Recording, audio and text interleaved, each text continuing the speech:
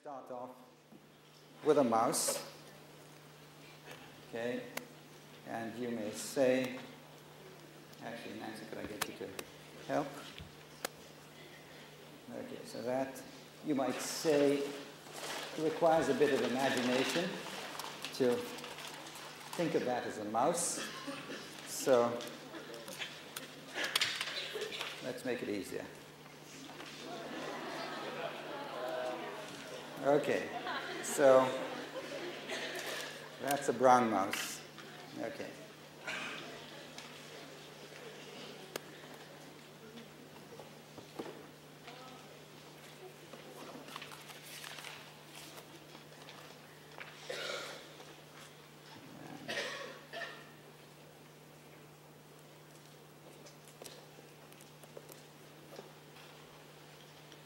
And if you turn that around,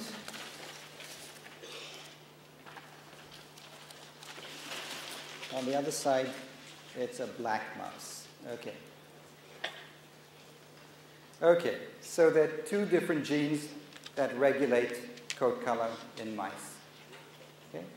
One gene is the gene, the epistatic gene, that regulates whether you can have a coat color or not. So you can think of that gene as the gene that makes this little thing.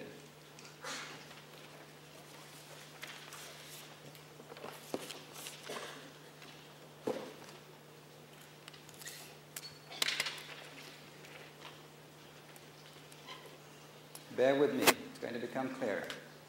Okay, if I could get two hands, okay. So, this mouse, the coat color in this mouse depends on two genes. One gene makes this thing, okay?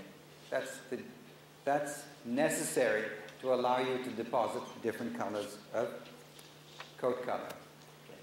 This is black coat color, and you can see that I'm continuing in the barbecue motif.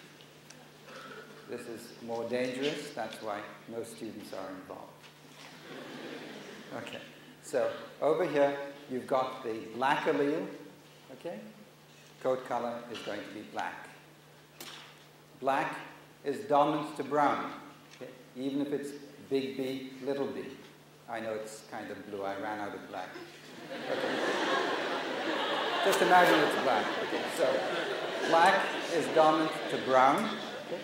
So this mouse is going to be brown. But for this mouse to be brown, it has to have this little thing over here. Even if it was expressing these genes, okay? Eventually, if I tried hard enough, I might be able to do it, but that's not the point. Okay.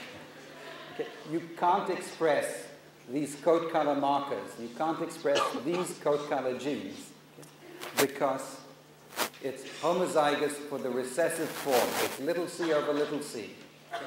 You can't express these genes, these coat color genes, okay, because you're homozygous recessive for the epistatic gene that allows you to deposit pigment or not deposit pigment. So you can think of it as this is the precondition. Okay? This is the precondition that's necessary for you to be able to express this. So this is something that you come across all the time in genetics. You see lots of examples of epistasis, and it allows you to dissect a process, okay? Because it allows you to say this needs to take place first, and only after that has taken place, this can then happen. Okay?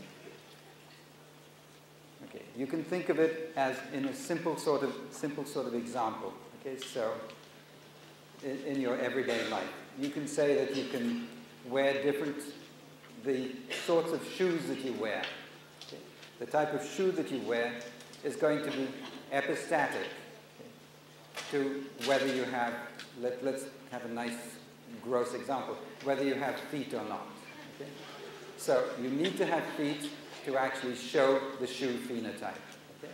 Same sort of effect. You need to have this gene expressed in order to see this phenotype. This is epistatic to that. Great. Thanks very much, Nancy.